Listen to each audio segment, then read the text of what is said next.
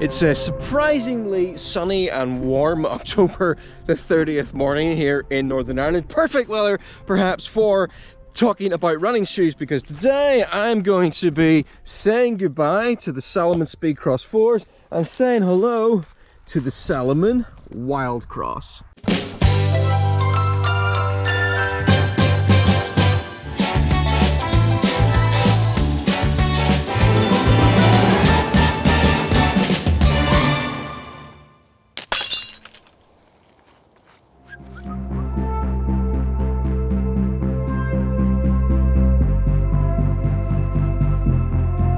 Speedcross 4s have served me really well over the last 2.5 years. They got great tread on the bottom, they're grippy in mud, and they work fine on mountain trails as well. But the one thing I found with these over like a longer distance, my feet would start to get a little bit sore in them, particularly towards the front. They're quite narrow fitting at the front. And then a Salomon ambassador on Instagram told me, why not try the Wildcross? There's quite a few design differences with these compared to the Speedcross, and I'll just quickly run through them after I find somewhere to put my GoPro. Okay, so one of the biggest differences between these two pairs of shoes is, look at the tops there, look at the toe. Look at the toe box. The toe box in this is much larger. It's much wider, a lot more space than with the Speedcross. Oh! And the other big difference is the tread. If you look at the tread, it's a new tread pattern. They've redesigned, you can see here, just up the tongue of the shoe. That's got a different design as well on the Wildcross. The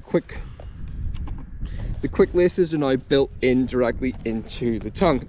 Design improvements don't really matter if they don't perform any better. So I'm going to stick these on and go for like a 5-mile run in the Glens of Antrim up Charleston in a really muddy, wet, damp, horrible terrain. Probably the worst short run that you can do around here, and we'll see how well these hold up.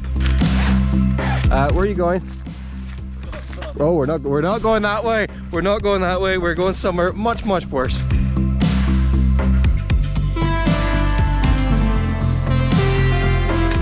Straight into the bog. How are your feet? My feet are quite wet. Are they wet? Mine are still perfectly. Oh no! I nearly breached my gusset.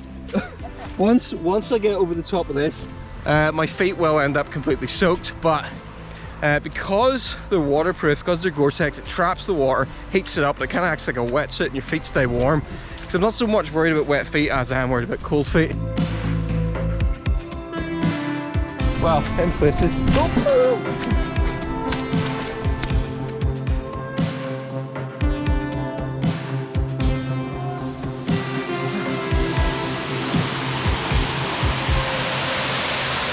Hey, love that view, and you don't get to see that if you head up the normal path.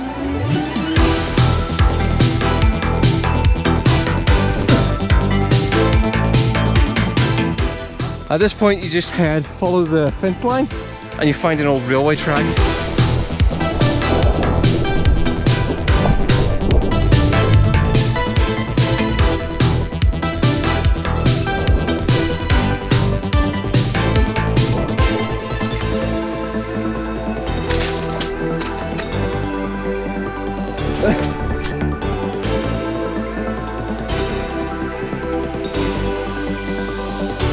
There we go. You can just about make it out from back there. So this line of the old railway line, and you just follow it right around the back of the mountain.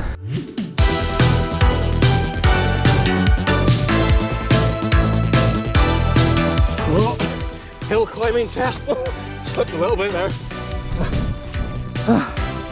Woo!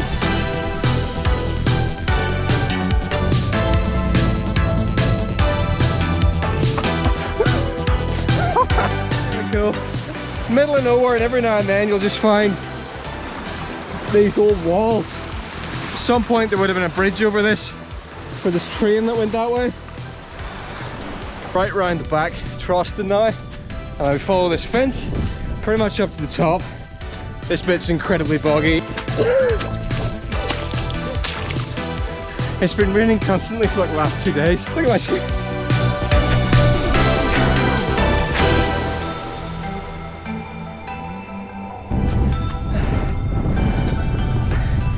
we go, Charleston Summit.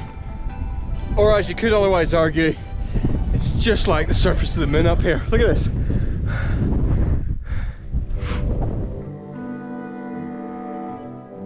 These here, these are the mysterious stone cairns of Charleston. Because one night back in '76, lights were seen on top of the mountain coming down from the sky, and the next day when the locals come up, these three pillars were left. Right, downhill now.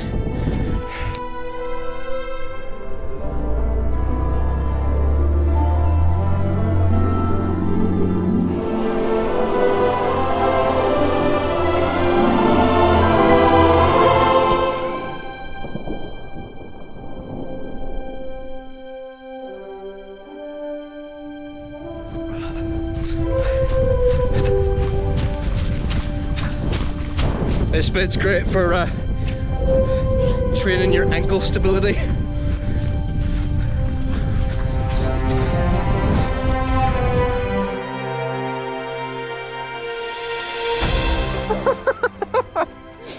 Can you? I was filming a time lapse. Can you come and follow that again? Keep going, 'cause you might do it again. This is the bit where this gets really boggy. Oh, there is a trail. There's a trail. Go right there. No. We're going this way. There's a little bit of a trail. If you look really carefully, every now and then you'll see like a red or yellow ribbon tied to the trees to show you where you're going. But you roughly follow the river down. There we go. There's one. It's very deceptive.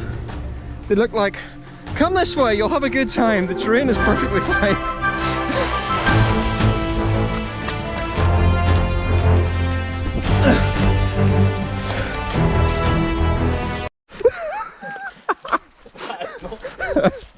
Okay, I think in the interests of science, I need to run through this.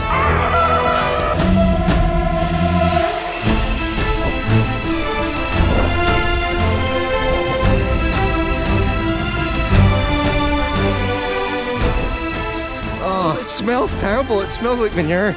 Oh, I'm going in the nearest river. It stinks.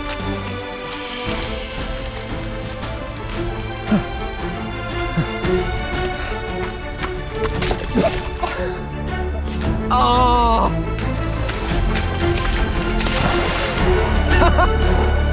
Oh, what else would we be doing on a Friday afternoon?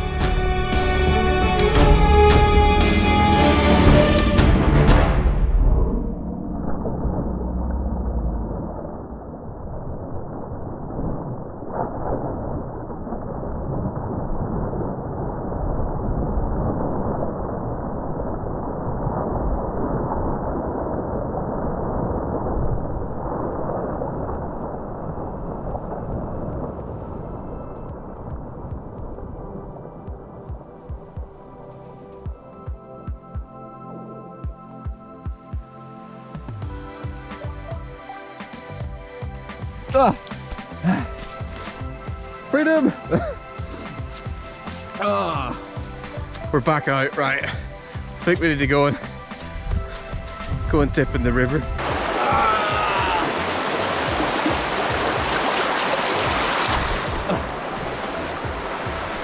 We're going this way.